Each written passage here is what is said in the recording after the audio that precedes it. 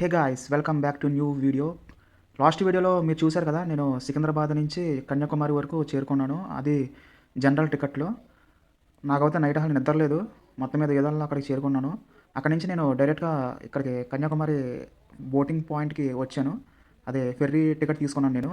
ఆ ticket price వచ్చేసి 50 rupees charge చేశారు. ఇక్కడ చూస్తున్నారు కదా మీరు, ఇక్కడ 2 లైన్స్ ఉంటాయి.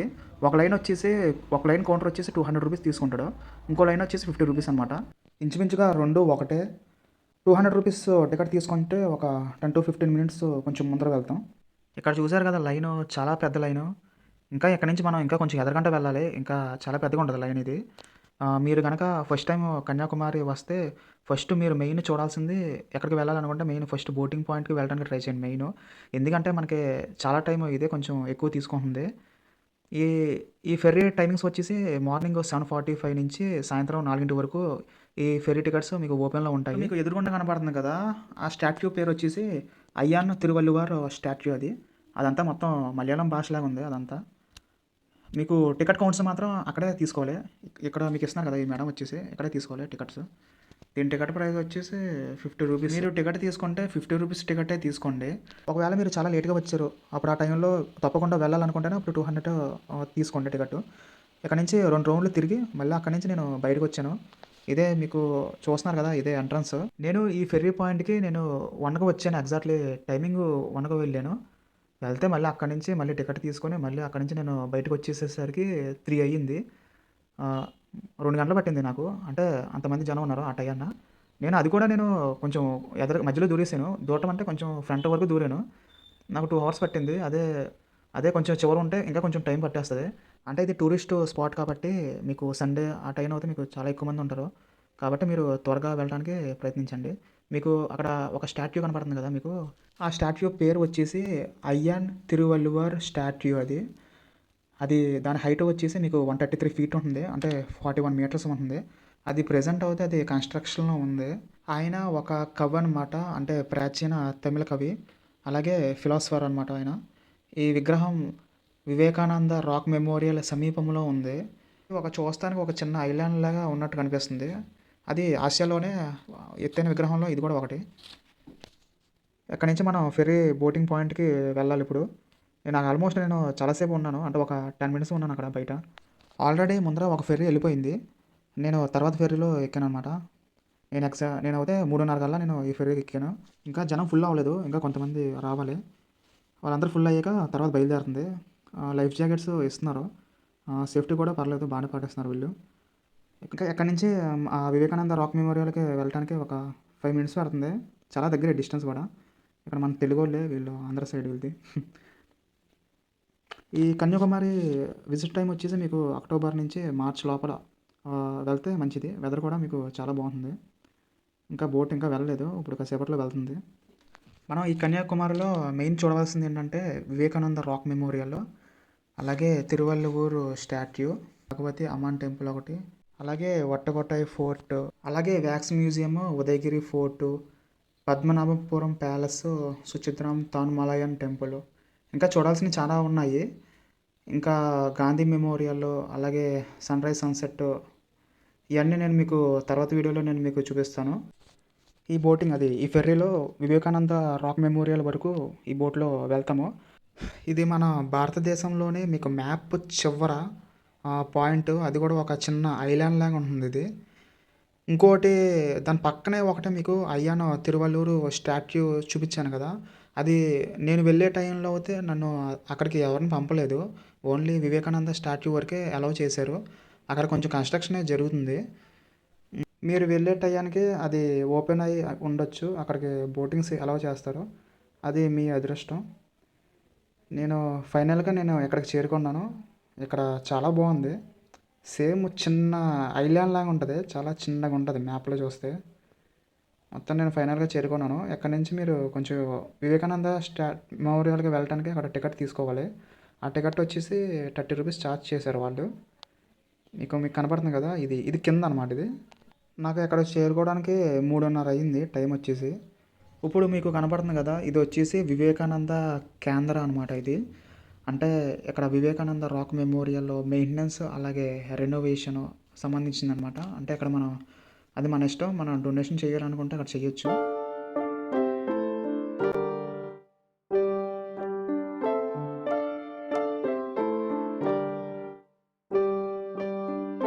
ఇప్పుడు మీకు కనపడేది ఇది వివేకానందపురంలో ఉంది.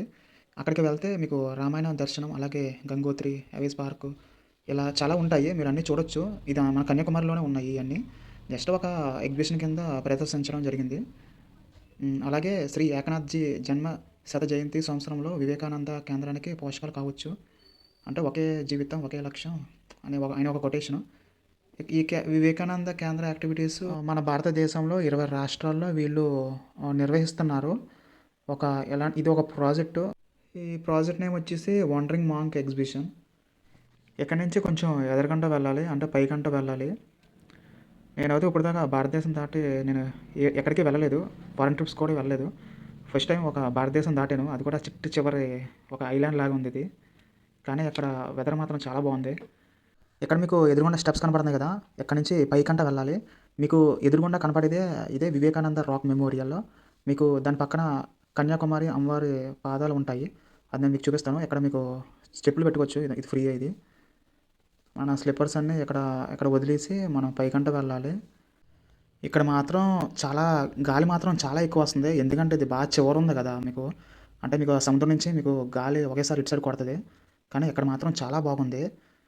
అసలు కనీసం ఈ వివేకానంద మెమోరియల్ వెళ్ళి వచ్చేసి మీకు చుట్టూ 4 వైపులా మొత్తం సముద్రం ఉంటుంది. ఇందులో వచ్చేసి మీకు అరేబియా మహాసముద్రం, అలాగే బంగాళాఖాతం, హిందూ మహాసముద్రం మొత్తం 3 సముద్రాలు కలుస్తాయి. అందుకే దీన్ని వచ్చేసి త్రివేణి సంగమం అని కూడా అంటారు.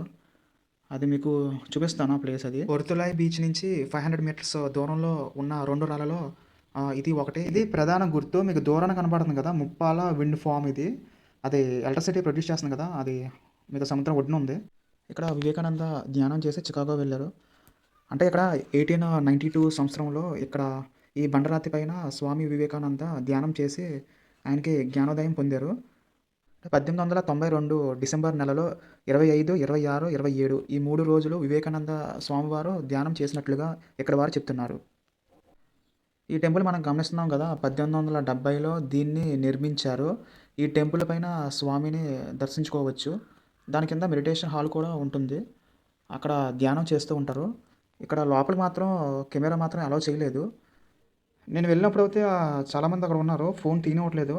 నేను మళ్ళీ రెండోసారి వెళ్ళాను, వాళ్ళకి తెలియకుండా నేను మళ్ళీ షూట్ చేశాను. ఇదంతా అది ఎంట్రన్స్. నేను వెనకాల వైపు నుంచి నేను మీకు చూపిస్తున్నాను. మీకు లోపల వివేకానంద గారికి సంబంధించిన గురించి అక్కడ బయోగ్రఫీ రాసి ఉంటుంది. అలాగే అక్కడ దేవుడు విగ్రహాలకు సంబంధించినవి కొన్ని ఉంటాయి. అక్కడ నుంచి నేను బయటకు వచ్చేసాను. ఇది హిందువులు దీనిని వివేకానంద శిల అని పిలుస్తారు. అలాగే క్రైస్తవులు సెయింట్ జేవియర్స్ రాక్ అని కూడా పిలుస్తారు. అక్కడ వారు రాక్ అని పిలవడంతో ఆ శిల వివాద ప్రాంతంగా మారుతుందని ప్రభుత్వం గ్రహించింది అప్పట్లో. అప్పుడు ఆ శిల వివేకానంద శిల అయినప్పటికీ దానిపైన ఎలాంటి మెమోరియల్ నిర్మించరాదని తీర్పు చెప్పింది అప్పటి గవర్నమెంట్, తమిళనాడు ముఖ్యమంత్రి ఎం భక్తవత్సల. ఈ వివేకానంద రాక్ మెమోరియల్ యొక్క ప్రధాన వాస్తు శిల్ప ఎవరంటే ఏకనాథ్జీ.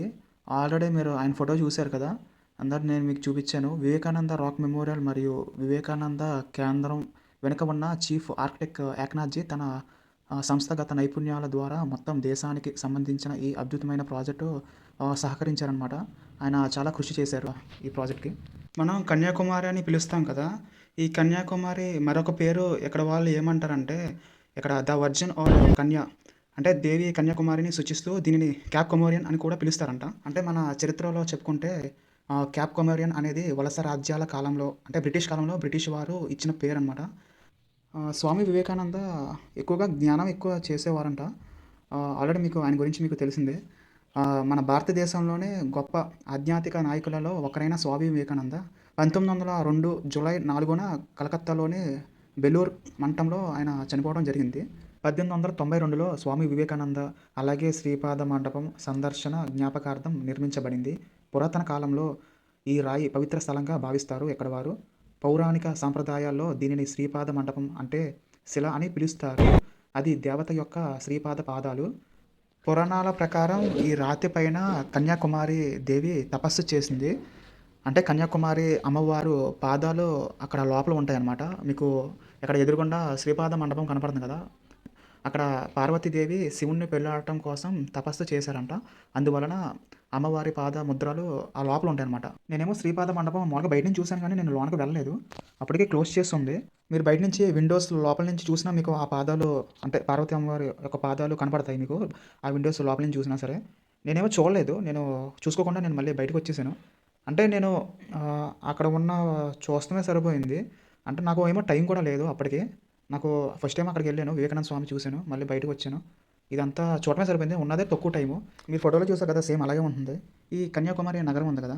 ఈ కన్యాకుమారి విషయానికొస్తే సతీదేవి వెనక భాగం అది వెన్నెముక్క ఉంది కదా! ఇక్కడ పడిందని చెప్తారనమాట అక్కడ వారు. అదే 108 శక్తి పీఠాస్ ఉంటాయి కదా! దాంట్లో వెన్నెముక్క భాగం అదొక భాగం అనమాట పడిందని. అది కన్యాకుమారిలోని కుమారి అమ్మన్ ఆలయంలో ఒక శక్తిపీఠంగా పరిగణించబడింది. అది హిందూ మతంలో మతపరమైన ప్రాముఖ్యతగా కలిగి ఉంది. నేను ఆల్రెడీ శక్తిపీఠం అంటే ఏంటి ఆ వీడియోస్ నేను ఆల్రెడీ తమిళనాడు నేను వెళ్ళినప్పుడు నేను మీకు చేశాను కదా వీడియోస్. ఎవరైనా చూడకపోతే చూడండి. ఆ వీడియోస్ నేను తర్వాత వీడియోలో నేను మీకు చూపిస్తాను. అమ్మన్ టెంపుల్, అక్కడ గాంధీ మెమోరియల్, అలాగే చర్చెస్, అక్కడ ఉన్న ప్లేసెస్ అన్ని నేను మీకు తర్వాత వీడియోలో నేను మీకు చూపిస్తాను. ఇక్కడ మాత్రం వెదర్ మాత్రం క్లైమేట్ మాత్రం చాలా బాగుంది. ఇక్కడ మాత్రం గాలి మాత్రం మామూలుగా లేదు. చాలా గాలి వచ్చేస్తుంది. ఎందుకంటే సముద్రం దగ్గర కదా మీకు. వెనకాల నుంచి గాలి మాత్రం ఒకేసారి కొడుతుంది. నేను నా బ్యాడ్ లక్ ఏంటంటే అక్కడ తిరుమల స్టాట్యూ దగ్గరికి వెళ్ళలేకపోయాను. ఒకవేళ కనుక నేను మా ఫ్రెండ్స్‌తో కనుక వస్తే డెఫినిట్‌గా విజిట్ చేయాలి. అక్కడ అలాగే నావిగేషన్ గుర్తు కింద అక్కడ డైరెక్షన్ కింద చూస్తున్నారు కదా! అదే అప్పట్లో సాయం చేసిన దాతల వివరాలన్నీ ఉన్నాయి. అలాగే మీకు ఒక స్టాట్యూ కనపడుతుంది కదా! ఆయన గ్రేట్ ఫిలాసఫర్. ఆయన అయ్యన్ తిరువళ్ళూర్ స్టాట్యూ. అది 1990లో స్టార్ట్ చేస్తే 1999లో పూర్తయిందనమాట అది. అంటే 2000 సంవత్సరంలో అది ఓపెన్ చేయడం జరిగింది. ప్రెజెంట్ నేను వెళ్ళినప్పుడైతే అక్కడికి అంతా క్లోజ్ చేసి ఉంది. అంటే కరోనా టైం కూడా అయిపోయింది. కానీ నేను వెళ్ళే టైం మాత్రం కన్‌స్ట్రక్షన్ అనేది జరుగుతుంది. ఫ్యూచర్‌లో అయితే ఓపెన్ చేస్తారు తప్పకుండా. ఇక్కడ చూస్తున్నారు కదా లైను ఎంతమంది క్యూ ఉన్నారో జనం. నేను వెళ్ళే టైం వచ్చేసి నాదే లాస్ట్ ట్రిప్ అనమాట. అంటే నేను లాస్ట్‌లో వెళ్ళాను కరెక్ట్‌గా. ఇక్కడ నుంచి మళ్ళీ కిందకంట వచ్చేసాను. ఇక్కడ నా స్లిప్పర్స్ ఉంటాయి. అవి తీసుకొని నేను మళ్ళీ లైన్‌లోకి వెళ్ళిపోయాను. మొత్తానికి ఈ జర్నీ అలా అయ్యింది. నాకొచ్చేసే టైం కూడా లేదు.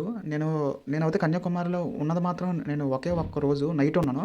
తర్వాత రోజు మార్నింగు అది సన్‌రైజ్ అక్కడ ఉన్న చర్చెస్, అక్కడ టెంపుల్, గాంధీ మెమోరియల్ లోకల్ కొన్నన్నీ విజిట్ చేసేసాను. నేను తర్వాత రోజు మధ్యాహ్నం నుంచి నేను బయలుదేరిపోయానన్నమాట. అది నేను మీకు తర్వాత వీడియోలో మీరు చూస్తారు. కానీ మీరైతే తప్పకుండా విజిట్ చేయాల్సిన ప్లేసు కన్యాకుమారి. ఇక్కడ మీకు చాలా మనశ్శాంతిగా ఉంటుంది. మీకు మైండ్ వర్క్‌లో స్ట్రెస్ ఫీల్ అవుతాం కదా! ఇక్కడికొస్తే చాలా ప్లెజెంట్‌గా బావుంటుంది మీకు. ఇది తప్పకుండా చూడాల్సిన ప్లేస్ ఇది. కొంచెం ఫ్రెండ్స్‌తో వస్తే కూడా బావుంటది. ఫుల్‌గా ఎంజాయ్ కూడా చేయొచ్చు. నేనైతే అక్కడికి చాలా కంగారుగా వచ్చాను. ఇంక మొత్తం మీద అలా జరిగింది నా ప్రయాణం. మళ్ళీ నేను బడ్జెట్‌లో ట్రావెల్ చేశాను కాబట్టి నాకు ఇదొక కొత్త ఎక్స్‌పీరియన్స్. అక్కడ లోకల్‌తో ఇంటరాక్షన్ అయ్యాను. కొన్ని విషయాలు తెలుసుకున్నాను. కానీ బావుంది పర్లేదు. ఒక్కడినే వెళ్ళినా సరే నేను కూడా ఒకలాగా ఎంజాయ్ చేసినట్టే. కొన్ని ప్లేసెస్ మాత్రం ఒక్కడినే వెళ్తే ఆ కిక్ వేరనమాట. మనకి తెలియని విషయాలు కూడా మనం తెలుసుకుంటాం. అంటే మనకు నచ్చినవి మాత్రం వేరే వాళ్ళకి నచ్చవు. ఇప్పుడు ఫర్ ఎగ్జాంపుల్ మా ఫ్రెండ్‌కి నచ్చింది నాకు నచ్చదు. నాకు నచ్చింది మా ఫ్రెండ్‌కి నచ్చదు. అంటే ఒక్కొక్కడికి ఒక్కో టేస్ట్ అనమాట. అది ట్రావెలింగ్ ఇష్టపడే వాళ్ళకి మాత్రమే తెలుస్తుంది.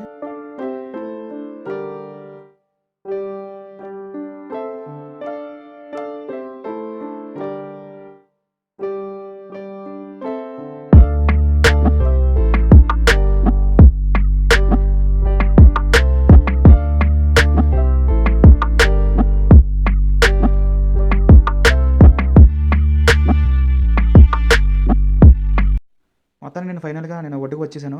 ఇక్కడికి ఒక 10 నిమిషాలు తక్కువ 6 అయ్యింది ఇక్కడికి వచ్చేటప్పటికి. మొత్తం ఎక్కడి నుంచి వెళ్ళానో అక్కడి నుంచి మళ్ళీ వెనక్కి వచ్చేసాను. ఇక్కడ కొంచెం ఎదరకంట వెళ్తే మీకు ఒకటి కనపడుతుంది. అది ఇందాక చెప్పాను కదా మీకు త్రివేణి సంగమం అని చెప్పాను కదా! మీకు అక్కడ స్నానం చేస్తా ఉంటారు.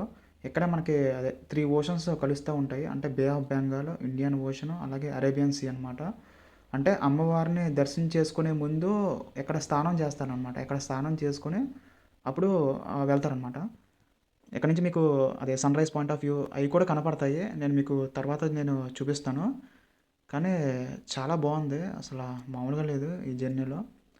ఇక్కడ నేను చాలా సేపు ఉన్నాను. దగ్గరగా నేను ఒక 8 వరకు ఇక్కడే స్పెండ్ చేశాను టైము. 8:30 వరకు నేను స్పెండ్ చేశాను. ఇక్కడ శివుడిని లింగం కూడా ఉంటది. అక్కడ మీకు కనపడుతుంది. అన్నీ నేను చెప్పినవన్నీ మీకు కొంచెం ఎదరకంట వెళ్ళాలి. నేనైతే కొన్ని వీడియోస్ అయితే మిస్ అయిపోయినాయి. నేను అవి మీకు చూపించలేకపోతున్నాను. ఇక్కడ నుంచి చూస్తే మీకు చర్చెస్, అక్కడున్న షిప్స్, అలాగే అక్కడ దూరం నుంచి చూస్తే లైట్ హౌస్ కూడా కనపడుతుంది. కానీ నేను అక్కడికి వెళ్ళలేకపోయాను.